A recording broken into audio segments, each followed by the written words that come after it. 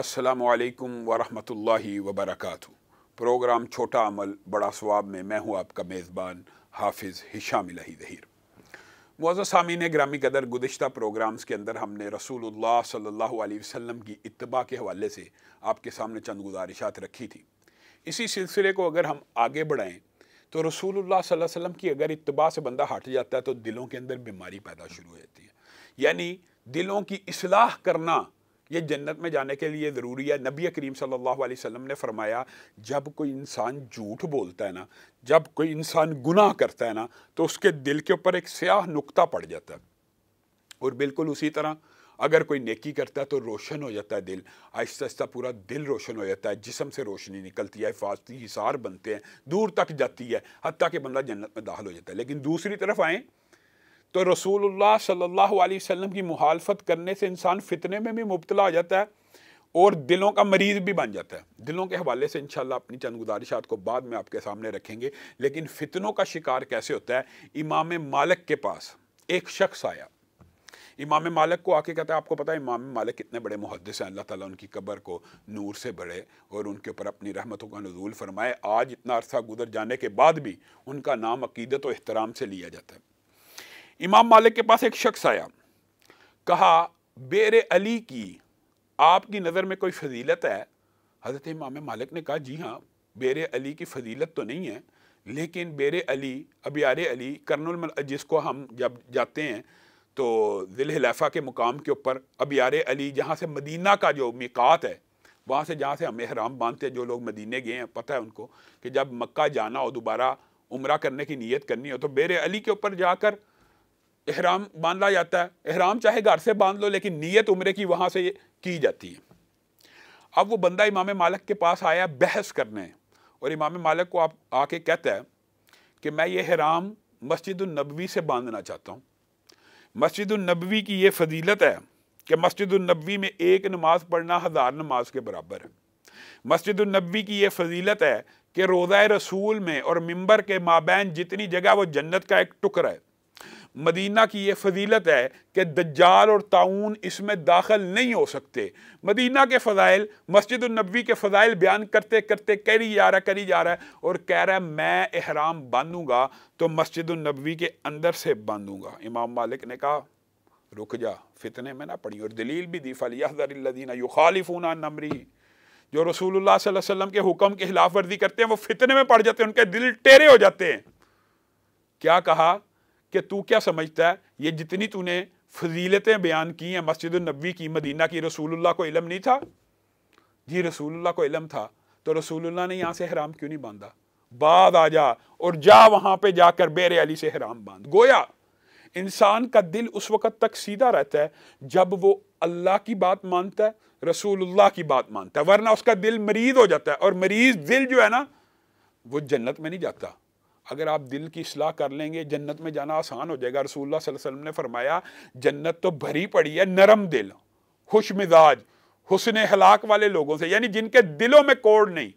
आप मुझे बताइए, अगर आप सिर्फ दिल की कैफियत का कुरान पाक से अंदाज़ा करना चाहें, आप हैरान रह जाएं। फ़ी क़ुलूबिहिम मरज़, अल्लाह कह रहा है बाज़ दिल ऐसे होते हैं जिनके दिल मरीज़ हो जाते हैं, इतने मरीज़ हो जाते हैं, इतने मरीज़ हो जाते हैं कि उम्महातुल मोमिनीन के बारे में अल्लाह ने कुरान पाक में कहा, जिनसे निकाह अबदी हराम है, कि आप आम औरतें नहीं हैं, आप अपने कोल में नरमी और लोच पैदा नहीं कीजिए। फ़यतमअल्लज़ी फ़ी क़ल्बिही मरज़, मदीना में बाज़ मुनाफिक ऐसे भी हैं जिनके दिल बीमार हैं, मरीज़ हैं, कहीं आपकी आवाज़ से उनके दिलों के अंदर उनका मर्द बेदार ना हो जाए। अल्लाह माफ़ करे, जब दिल के ऊपर एक काला नुक्ता पड़ता है ना, गुनाह से दिल स्याह होता है, बेहतर यह है इंसान उसकी तौबा कर ले तो वो दोबारा बिल्कुल खिला हुआ हो जाता है। और यहाँ पे एक बात ये भी बताना चाहता हूँ, हमारे यूनानी फ़लसफ़े और इस्लाम के माबैन और मेडिकल साइंस के माबैन थोड़ा सा इख्तलाफ ज़रूर है। इस्लाम का जो बुनियादी प्रिंसिपल है वो ये है कि लाजिम है दिल के पास रहे पासबान अक़ल, लेकिन कभी कभी इसे तन्हा भी छोड़ दे। क्यों? इस्लाम ये बात बतलाता है कि दिल मरकज़ ख़यालात है, दिल मरकज़ एहसासात है, दिल मरकज़ जज्बात है। जो दिल से बात निकलती है ब्रेन उसके मुताबिक ऑर्डर करता है। जबकि मेडिकल साइंस में 2 स्कूल ऑफ थाट हैं कि brain command and control system है, اسلام بھی مانتا ہے کمانڈ کنٹرول سسٹم ہے ہاتھ چلانے کا، آزاد چلانے کا، لیکن جذبات کا مرکز، تقوی کا مرکز، برائی کا مرکز دل ہے۔ آپ نے عام فہم انداز میں آپ کہتے ہیں دل کو ٹھنڈک پہنچ گئی، دل خون کے آنسر ہو رہا ہے، دل میں کفیات ہوتی ہیں، آپ نے خود نوٹ کیا ہوگا، محبت کی، غم کی، نفرت کی، غصے کی، تمام کفیات دل کے اوپر آپ خود محسوس کر سکتے ہیں۔ میڈیکل سائنس چاہے اس بات کو مانے یا نہ مانے، یعنی دل جب بیمار ہو جاتا ہے نا تو اللہ معاف کرے صرف بیمار نہیں ہوتا، کئی مرتبہ اس کے اوپر مرض بڑھتا بڑھتا پردے چڑھتے ہیں، وہ اندھیروں میں چلا جاتا ہے، پھر وہ دل ٹیڑھا ہو جاتا ہے، زیغن کا ذکر قرآن پاک میں آتا ہے، اور یہاں تک آ جاتا ہے، یہاں تک قرآن پاک میں ذکر ہے کہ ثم قست قلوبکم من بعد ذلک فہی کالحجارہ، ایک وقت ایسا بھی آتا ہے کہ دل تمہارے پتھر ہو جاتے ہیں، بلکہ پتھر او اشد، اور اس سے بھی زیادہ سخت ہو جاتے ہیں۔ یہ دلوں کی جو سختی ہے اس کا ذکر پتھر کے ساتھ کیوں کیا گیا؟ آپ نے کبھی اس بارے میں غور کیا ہے؟ قرآن پاک میں چلو دل کو کہا دل مریض، دل جو ٹیڑھا ہے، پھر یہ بھی کہا کلا بل ران علی قلوبہم، ان کے دلوں کو زنگ لگ گیا، پھر کہا ان کے دل پتھر کے ہو گئے۔ لوہا بھی تو سخت ہے، سونا بھی تو سخت ہے، کسی دھات کے ساتھ کمپیریزن کیوں نہیں دل کا کیا گیا؟ اس کی ایک خاص وجہ ہے، کیونکہ ان دھاتوں کے نیچے بھی اگر آگ جلائی جائے یہ دھاتیں پگھل جاتی ہیں، لیکن جب شکاوت قلبی، جب دل سخت ہو جائیں، بیمار ہو جائیں، پھر ان کو آیتیں پڑھ پڑھ کے سنائی جائیں، حدیثیں پڑھ پڑھ کے سنائی جائیں، یہ دل نہیں پگھلتے۔ حتیٰ کہ اللہ تو کہہ اٹھا کہ پتھروں میں سے بھی نہریں پھوٹ پڑتی ہیں اور پتھر بھی اللہ کے خوف سے گر پڑتے ہیں، لیکن یہ دل نہیں پگھلتے۔ دلوں کی اصلاح اس قدر ضروری ہے کہ اگر بندہ اپنے دل کے مرض کو دور نہ کرے، دل بالکل الٹا ہو جاتا ہے۔ حدیث کے الفاظ میں ٹیرا قرآن میں آیا اور الٹا حدیث میں آ گیا کہ ایک وقت آتا ہے اس طرح الٹا ہو جاتا ہے جس طرح فلاں برتن الٹا ہو، جس طرح سراہی الٹ جاتی ہے، اس طرح دل الٹے ہو جاتے ہیں، اور جب دل الٹ جائیں نا تو پھر خیالات بھی الٹ جاتے ہیں، پھر نیکی برائی لگنا شروع ہو جاتی ہے، پھر نیکی برائی لگنا شروع ہو جاتی ہے۔ کیوں؟ نماز بوجھل ہو رہی ہے، قرآن پڑھا نہیں جاتا، حتیٰ کہ ایک وقت آتا ہے نماز اور قرآن کا مذاق اڑایا جاتا ہے، کیونکہ دل ہی الٹ گیا، دل ہی ٹیڑھا ہو گیا، دل بیمار ہو گیا، دلوں کے اوپر زنگ لگ گیا۔ یہ ساری کی ساری کفیات اگر ان کا علاج فی الفور نہ کیا جائے تو برائی کے کام اچھے لگنا شروع ہو جاتے ہیں۔ ہر بہن بیٹی، ہر لڑکی انسان ایسی نظر سے دیکھتا ہے جیسے دل مریض ہو، جس کی پہلے آپ کے سامنے مثال دی کہ امہات المومنین کے بارے میں بھی بعض بیمار دل سوچ سکتے، دل ایسے مریض ہو جاتے ہیں، پھر آنکھوں سے حیا ختم ہو جاتی ہے، پھر انسان کے لیے نیکیاں کرنا مشکل اور برائیاں آسان ہو جاتی ہیں، پھر موسیقی سے روح کو غذا ملتی ہے، پھر آنکھوں کو غیر محرم دیکھ کے لذت حاصل ہوتی ہے، پھر انسان کا دل جب پورا الٹ جاتا ہے نا تو قرآن پاک کے الفاظ ہیں خاتم اللہ علی قلوبہم، اللہ تعالیٰ ان کے دلوں کے اوپر مہر لگا دیتے ہیں۔ اللہ رب العزت ہم سب کو اس مہر لگانے سے محفوظ رکھے، یعنی اللہ ان کے دلوں کے اوپر مہر لگا دیتے ہیں۔ اور دلوں کی بیماری کے اندر ایک بات یاد رکھیے، بہت بڑی بیماری وسوسہ ہے۔ وسوسہ انسان کے دل کے اوپر کون ڈالتا ہے؟ شیطان ڈالتا ہے۔ حدیث کے الفاظ ہیں لمۃ من الملک ولمۃ من الشیطان، ایک سیکنڈ کے اندر یہ جو دل دھڑک رہا ہے نا، دل لاکھ دفعہ ایک دن میں دھڑکتا ہے، ہر سیکنڈ کے اندر ایک خیال شیطان کی طرف سے آتا ہے، ایک خیال فرشتے کی طرف سے آتا ہے۔ فرشتے کی طرف سے آنے والے خیال کو آپ زندہ ضمیر کہتے ہیں، ضمیر جاگ گیا، اور شیطان کی طرف سے آنے والے خیال کو ہم وسوسہ کہتے ہیں۔ معزز سامعین گرامی قدر، ہم نے بات شروع کی تھی وسوسے کے حوالے سے۔ وسوسہ شیطان کا بنیادی ہتھیار ہے۔ جب انسان پیدا ہوتا ہے تو پیدا ہوتے ساتھ بھی انسان کو کچوکا لگا دیتا ہے، یہ بھی حدیث سے ثابت ہے، اور آخری لمحے تک پوری زندگی کے اندر انسان کو وسوسے بھی ڈالتا ہے، یہاں تک کہ جب موت کی گھڑی آ جاتی ہے نا، وہاں پہ بھی حدیث کا مفہوم یہ ہے، کبھی نورانی شکل بن کر، کبھی ماں باپ کی شکل اختیار کر کے آ جاتا ہے، کبھی بزرگ نیک کی شکل اختیار کر کے آ جاتا ہے کہ تو جس تکلیف میں مبتلا ہے نا، یہ تکلیف ایسے دور ہوگی کہ تو عیسائیت کو قبول کر لے، تو یہودیت کو قبول کر لے، تو اسلام کو چھوڑ، تو نے اسلام کو اختیار کیا، اسلام نے تجھے تکلیف سے تو نہیں بچایا۔ حالانکہ نبی کریم صلی اللہ علیہ وسلم نے کہا موت کی گھڑیاں، موت میں تکلیفیں ہیں، سکرات الموت ہیں۔ رسول اللہ صلی اللہ علیہ وسلم کی سکرات کے بارے میں امی عائشہ کہتی ہیں کہ اس کے بعد رسول اللہ کے اوپر جیسی سکرات آئیں، مجھے کسی کی موت کی سکرات اور تنگی کا کبھی بھی میرے دل میں یہ نہ آتا کہ وہ بندہ اچھا یا برا۔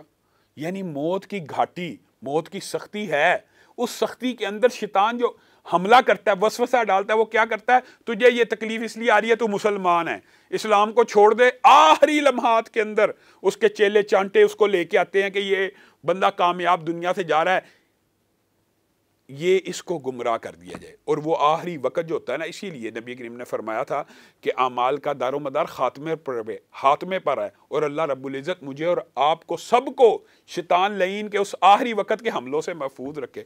پھر جب انسان اس حملے سے بچ جاتا ہے تو انسان بے شک اس کا رستہ آسان ہو جاتا ہے۔ امام احمد ابن حنبل کا مشہور واقعہ ہے، آپ کے سارے شاگرد آپ کے ارد گرد بیٹھے ہوئے ہیں، آخری وقت ہے، آخری وقت ہے، امام احمد ابن حنبل کہہ رہے ہیں لا بعد، لا بعد، ابھی نہیں، ابھی نہیں۔ شاگرد تلقین کر رہے ہیں کہ احمد ابن حنبل کلمہ پڑھ لیجئے، آپ کہہ رہے ہیں ابھی نہیں، ابھی نہیں۔ آپ کچھ ہوش میں آئے تو شاگردوں نے کہا آپ اتنے بڑے محدث ہیں، آپ اتنے بڑے عالم تھے، آپ کو ہم کلمے کی نصیحت کر رہے تھے، آپ کہہ رہے تھے ابھی نہیں، ابھی نہیں۔ کہا تم کسی اور دنیا میں تھے، میں کسی اور دنیا میں تھا، ابلیس میرے سامنے آیا تھا اور مجھے کہہ رہا تھا احمد ابن حنبل تجھے خوشخبری ہو، تو میرے جال سے بچ گیا۔ میں اس کو کہہ رہا تھا ابھی نہیں بچا، ابھی نہیں بچا، جب تک مجھے موت نہیں آ جاتی۔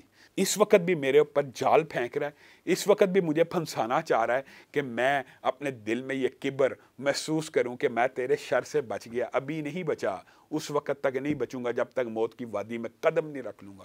یہ شیطان ایسا وسوسہ ڈالتا ہے پیدائش سے لے کے موت تک نہیں۔ یہ بدبخت نے تو انبیاء کو نہیں چھوڑا۔ ہمارے جد امجد حضرت آدم، حضرت اماں حوا کا جو واقعہ ہے، اس کے بارے میں قرآن اٹھا لیجئے، فوسوس لہما، ان دونوں کو وسوسہ ڈالا۔ وسوسہ ڈالنے کا جو طریقہ اللہ رب العزت نے بڑے خوبصورت انداز میں بیان کیا، وقاسمہما، اور قسمیں کھانے لگا، انی لکما لمن الناصحین، قسمیں کھا کھا کے ان کو یقین دلانے لگا میں تمہارا مخلص ہوں، میں تم سے مخلص ہوں، میں تمہیں نصیحت کرنے والا ہوں، میں بڑا معتبر ہوں۔ آپ بتائیے، بابا آدم کے پاس گیا اور جا کے کہتا اللہ کی قسم میں آپ سے مخلص ہوں۔ اماں جی حوا کے پاس گیا، کہا اماں جی میں آپ سے مخلص ہوں۔ کیا مخلص ہے؟ وسوسہ دیکھے کیسے ڈال رہا ہے۔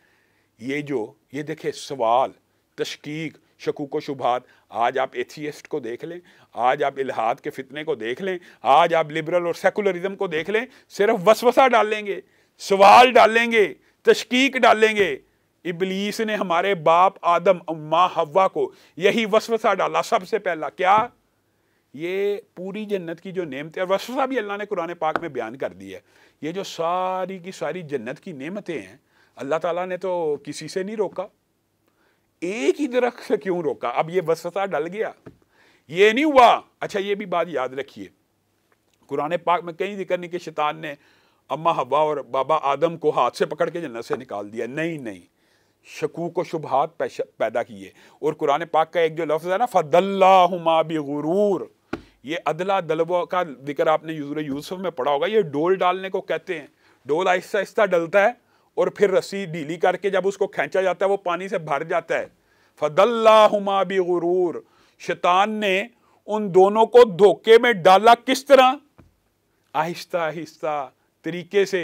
یہ جو درخت کھاؤ گے نا، اس کو کھانے سے جنتی بن جاؤ گے ہمیشہ کے لیے۔ جنت میں تو تھے لیکن ہمیشہ کے لیے جنت مل جائے گی۔ اگر یہ پھل کھاؤ گے نا تو فرشتے بن جاؤ گے۔ اب دیکھیں ہمارے اوپر بھی تو وسوسہ شیطان نے ڈال ہی دیا نا۔